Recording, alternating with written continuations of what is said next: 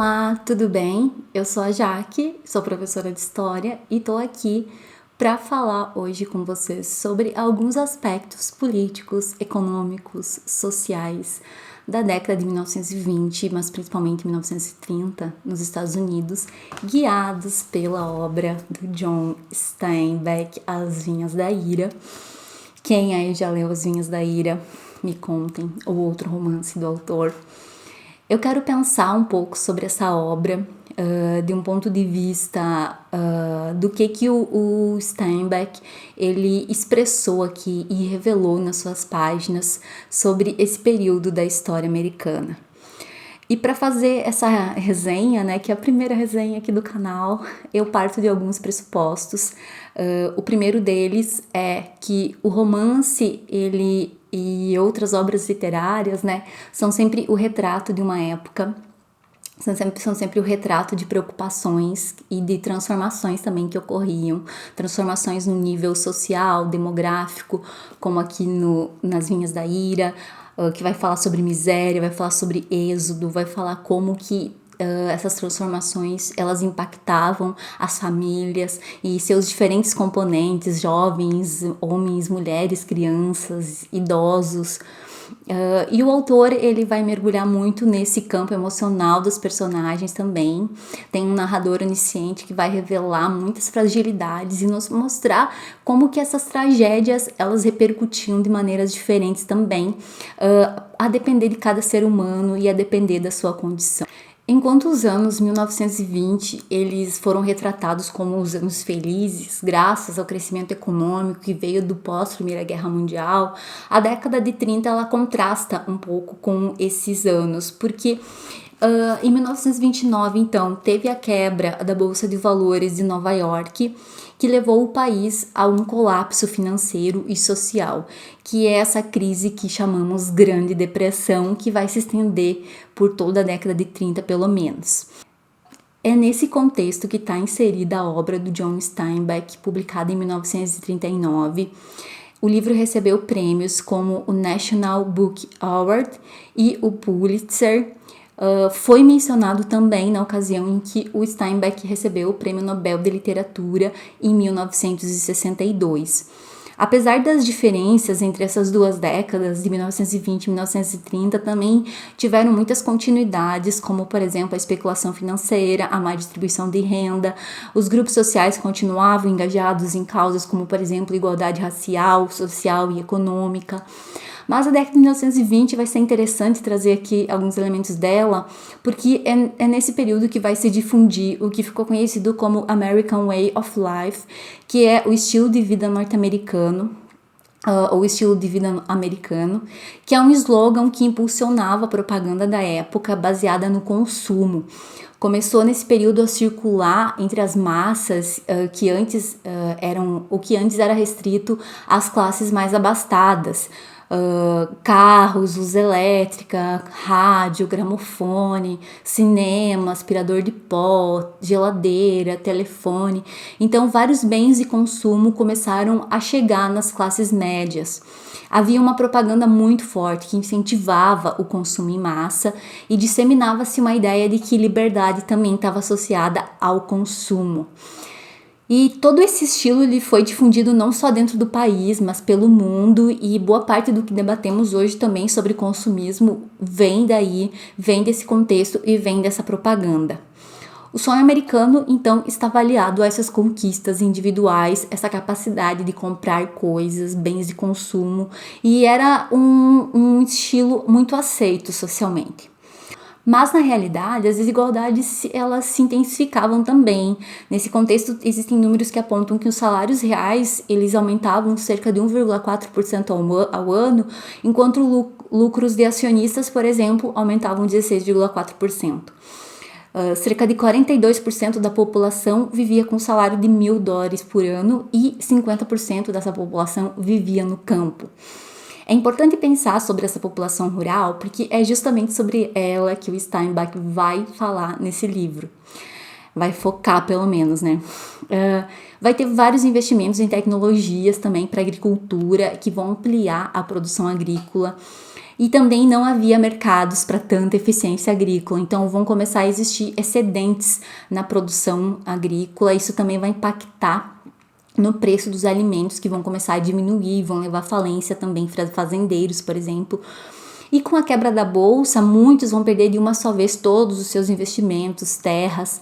Foi a maior crise econômica do capitalismo e, apesar da propaganda, né, ela demonstrou que a economia ela era muito frágil. As Vinhas da Ira foi escrito para representar um pouco toda essa miséria do período, diferente dos estereótipos das propagandas que enfocavam americanos abastados com acesso a bens e produtos. Nesse romance do Steinbeck temos uma outra realidade. E que realidade é essa? A do desemprego, do êxodo, da fome, além da crise econômica. A seca se abateu sobre essas regiões do país, sobre amplas regiões do país, devido também ao desmatamento e à má exploração do solo. 1/3 dos produtores rurais da época eles tiveram suas terras perdidas, seja porque fizeram empréstimos junto aos bancos e deram as terras como garantias, seja porque eram arrendatários e as terras mudaram de donos, e também porque as tecnologias agrícolas como os tratores também passaram a substituir boa parte do trabalho humano. Trabalhadores rurais, brancos, negros, mulheres, crianças, idosos, passaram a perambular em busca de comida e trabalho. E As Vinhas da Ira, ela vai contar essa história. Vai contar a história da família Joad, que assim como tantas outras famílias na década de 1930, elas perderam suas terras para os bancos e tiveram que partir de seus lugares de origem em busca de trabalho e comida para sobrevivência. Então, esse livro se trata, entre tantas outras questões, né, que eu estou trazendo aqui, de uma saga familiar. A história começa narrando a seca, que se assomava às demais dificuldades enfrentadas pela população. Inclusive, tem um trecho que eu selecionei aqui e quero ler para vocês. Pelos caminhos em que juntas de bois e veículos transitavam, o peso das rodas e das patas dos animais rompera a crosta, transformando-a num leito de poeira seca. Esse primeiro capítulo já nos insere nessa atmosfera de muita seca, de muita poeira, de muita dificuldade. E o segundo capítulo já começa com o enredo e conhecemos ali um rapaz que pede carona para um caminhoneiro. Com alguma insistência ele vai conseguir essa carona e diz que pretende ir até a casa dos seus pais, que é um meeiro que possui cerca de 16 hectares de terra. O caminhoneiro pergunta se são 16 hectares ruins que viraram poeira e se ele teve que deixá-las por causa dos tratores. E o rapaz, que depois descobrimos ser Tom Joad, diz que não sabe. Ele esteve fora por muito tempo e de qualquer modo os seus pais estavam naquelas terras a vida inteira. O caminhoneiro ele vai contar para o Tom que as pessoas estão tendo que sair das suas terras, as famílias estão encaixotando as mudanças, os tratores estão rasgando aqueles territórios, derrubando as casas e as pessoas estão sendo expulsas e indo embora, mesmo sem saber para onde. O Tom Joad havia conseguido uma liberdade condicional e saído da prisão onde ele esteve por 4 anos. E assim ele retornava para a casa da sua família e para as terras do seu pai. Por esses diálogos entre o Tom e o caminhoneiro, já somos mergulhados nessa história e em vários dilemas que ela vai retratar. Após descer do caminhão, o Tom encontra pelo caminho da casa do pai um ex-pregador chamado Cassie. Quando chegam lá, eles encontram a casa e a propriedade do pai toda vazia e abandonada. Um dos aspectos que eu acho mais interessantes no início do romance é essa reflexão sobre as relações do ser humano com a sua terra, com o lugar em que ele vive, essa questão de territorialidade mesmo. Porque aqui falamos de pessoas que viviam ancestralmente nesses territórios e que são retiradas à força, mesmo sem ter para onde ir. São retiradas de terras em que seus antepassados viviam, em que pretendiam viver o resto de suas vidas. E de casas que foram construídas pelas próprias mãos e que começam a ser derrubadas por tratores e para virarem plantações. dentro desse contexto aqui, começa a existir promessas para essas pessoas. Uma promessa de que no Oeste haveria solução. A promessa de que na Califórnia existiria a possibilidade de uma vida melhor. Que bastava erguer as mãos para colher laranjas, para colher uvas docinhas. Promessa de que havia muito trabalho nessa região e possibilidades de se reconstruírem e de se fortalecerem novamente em suas vidas. E o que acontece é que com essa mecanização agrícola, com essas tecnologias que começam a surgir, com o agronegócio se intensificando, o trabalho na terra parecia não ser mais para essas pessoas humildes, para essas pequenas propriedades, para essas famílias que não demandavam, para essas famílias que não tinham muito recurso.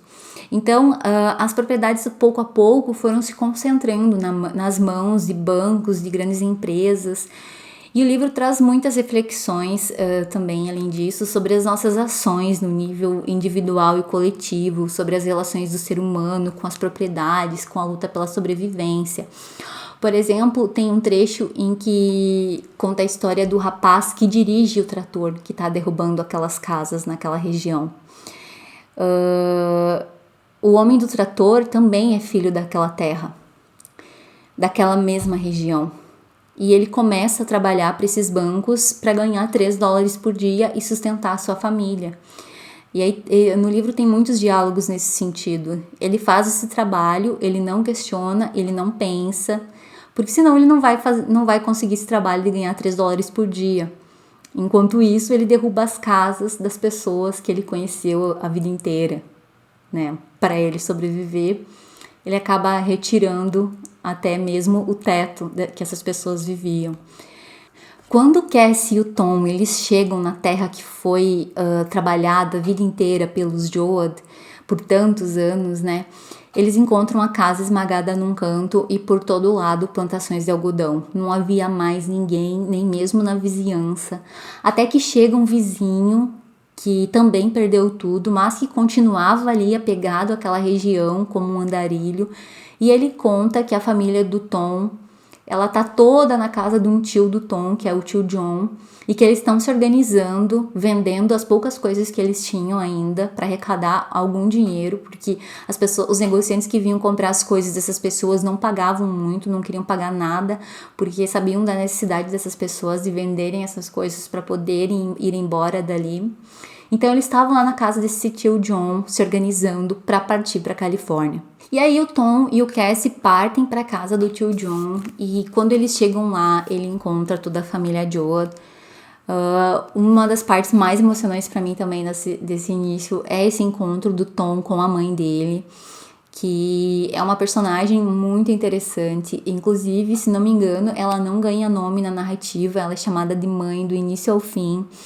E ela é tida pelos demais assim como uma grande fortaleza, mas conseguimos perceber como ela tá quebrada, como ela tá em sofrimento também. Mas mesmo assim, ela sabe que ela concentra toda essa força e como que ela não pode desmoronar, sabe? Ela precisa continuar fortalecendo a família. E o encontro da mãe com o Tom, ele é muito interessante. Ela explica para ele como ela estava preocupada, porque se fossem para Califórnia sem ele sair da prisão, talvez nunca mais se encontrassem. O Tom percebe, então, como a mãe tá diferente, como ela tá mudada, e ela diz que é porque lhe tiraram a casa, né, e a gente dela foi posta na estrada. As promessas de uma vida melhor na Califórnia, elas eram feitas em impressos que eram amplamente distribuídos para as famílias, principalmente as que eram despejadas de suas terras. Prometiam muito trabalho, muita fartura na Califórnia. E as informações contrárias, de que não havia muito trabalho e os salários eram muito baixos, elas existiam. E elas provocavam uma sombra de preocupação sobre essas famílias que precisavam ter algo a que se agarrar, precisavam acreditar para poder seguir em frente. Essas viagens e esse êxodo, eles se davam por uma estrada chamada Rota 66, que levaria eles até a Califórnia. E é por ela que a família Joad parte num caminhão velho, amontoados por entre as coisas que eles tinham para levar. Assim como tantas outras famílias que eles começam a ver que também estão partindo, que também estão indo por aquela mesma estrada. Eu vou ler um trecho que eu acho que retrata muito bem o simbolismo dessa estrada nesse contexto do livro. Acho que não vamos parar em nenhum lugar. Estamos sempre a caminho, sempre indo. Por que é que ninguém pensa nisso? É um movimento que não acaba nunca. Esse trecho ele foi falado pelo reverendo Cassi, pelo ex-reverendo Cassi, e por essa frase podemos perceber um pouco desse simbolismo da estrada para a obra. Eles vão estar numa partida, né, numa travessia. A narrativa ela é entrecortada por capítulos que expõem as complexidades da época, um texto que é bastante ensaístico. Então temos um capítulo que acompanha o enredo, outro capítulo que documenta debates importantes para a época e que também acabam conversando com questões atuais, e isso demonstra também por que se trata de um livro clássico. Tem muitas questões aqui que continuam super atuais. Enquanto viajam, eles enfrentam toda sorte de intempéries junto com tantas outras famílias. Descobrem que as pessoas os temem, as pessoas do lugar, porque as pessoas com fome, elas podem ser capazes de fazer muitas coisas. As pessoas os temem também porque sabem que deixar terras abandonadas e improdutivas, enquanto muitos passam fome e anseiam por um lugar no qual viver, é algo que pode trazer muita revolta. E num dos capítulos desses mais ensaísticos tem um trecho que é muito explicativo. E então os despossuídos foram atraídos para o oeste, vinham de Kansas, Oklahoma, Texas, Novo México, de Nevada e Arkansas. Famílias e tribos expulsas pela poeira, expulsas pelos tratores. Carros cheios, caravanas de gente sem lar e desfomeados. 20 mil, 50 mil, 100 mil, 200 mil despencavam das montanhas, famintos e inquietos. Inquietos como formigas, famintos de trabalho. De poder suspender, carregar, puxar, arrancar, cortar, colher, fazer de tudo, dar todo o seu esforço por um pouco de comida. Nossos filhos têm fome, não temos casa para morar, inquietos como formigas, atrás de trabalho, de comida e, antes mais nada, de terra. Ou seja, havia muito temor entre as classes proprietárias da Califórnia com essas populações que ali chegavam. Ao mesmo tempo em que conseguiam mão de obra muito barata para realizar suas colheitas e para o trabalho em qualquer setor, buscavam reprimir, usando a força policial, qualquer tipo de organização e movimentação sindical, por exemplo. Buscavam deter essa horda de famintos de algum jeito, né, que viajavam para o oeste em busca de uma terra prometida, mas que só encontravam fome, violência e morte. Num determinado capítulo tem uma discussão muito interessante sobre os auxílios que se planejava conceder para algumas pessoas dessas populações que passavam fome, que estavam em êxodo, e ao mesmo tempo se questionava por que pagar com os impostos auxílios para essas pessoas, mas em contrapartida se debatia todos os subsídios e todos os benefícios recebidos pelos fazendeiros e pelos bancos e pelos senhores. Então faz uma discussão super inteligente sobre essa disputa de forças, né, sobre quem tem mais poder para se servir do Estado. E também se debate muito sobre o fracasso social de se produzir tanto alimento, enquanto tem uma superprodução de alimento, também tem pessoas passando fome, que são contradições do sistema, né, tão conhecidas por nós. A obra, então, ela perpassa temas envolvendo a miséria humana, o egoísmo, a ambição, de uma forma muito sensível, e é um texto muito gostoso de ler também. É muito acessível a prosa do Steinbeck, apesar de toda a tristeza e de toda a tragédia. Foi uma das leituras mais impactantes que eu já fiz e eu me emocionei muito em vários momentos, com a capacidade humana também de ser generosa, mas também de destruir uns aos outros. Na época da publicação, As Vinhas da Ira foi reverenciado pelas classes trabalhadoras, principalmente, criticado por muitas pessoas, como pela Associação de Fazendeiros da Califórnia. Também foi muito debatido, foi um livro muito polêmico, mas, sobretudo, um livro muito lido, como continua sendo até hoje. É um livro que está na lista de 100 melhores romances em língua inglesa da revista Time, e foi adaptado para o cinema logo depois do seu lançamento, no ano de 1940, por Hollywood. É um livro que fala sobre esse sistema bastante desumano e que muitas vezes acaba por atender às exigências de uma minoria, mas que diz que está agindo em benefício de uma maioria. existe um posicionamento muito claro do autor. Aliás, todas as obras literárias, elas estão inseridas num determinado paradigma de mundo, mesmo que tentem demonstrar o contrário ou que digam o contrário. Assim, é possível acessar uma concepção desse passado formulada nesse determinado tempo. Fazia muitos anos que eu queria ler As Vinhas da Ira. Eu fico muito feliz de finalmente isso ter acontecido. E essa é a primeira resenha aqui do canal. Eu espero que vocês tenham gostado e que vocês continuem acompanhando os meus vídeos. Se gostaram, deixem um like, se inscrevam para acompanhar os próximos vídeos. Um beijo, até mais!